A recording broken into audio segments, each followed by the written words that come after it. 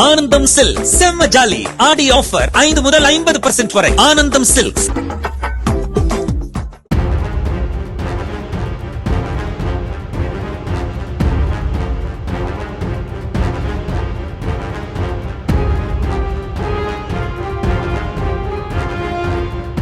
தென்காசி மாவட்டம் மாராந்தை கிராமத்தில் வீட்டு மாடியில் தூங்கிக் கொண்டிருந்த மனைவியின் தலையில் சிலிண்டரை போட்டு கொன்றுவிட்டு தப்பியோடிய கட்டிடத் தொழிலாளியை போலீசார் கைது செய்தனர்.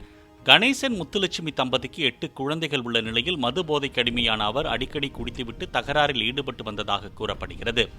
இந்த நிலையில் கணேசன் வாங்கிய கடனை அடைப்பதற்காக அவரது சகோதரியிடம் மனைவி முத்துலட்சுமி பணம் வாங்கிவிட்டு திருப்பி தரவில்லை என்று கூறி இருவருக்கும் இடையே வாய் தகராறு ஏற்பட்ட நிலையில் மகளுடன் மாடியில் தூங்கச் சென்றவரின் தலையில் சிலிண்டரை போட்டுக் கொன்றதாக போலீசார் கைது செய்தனர்.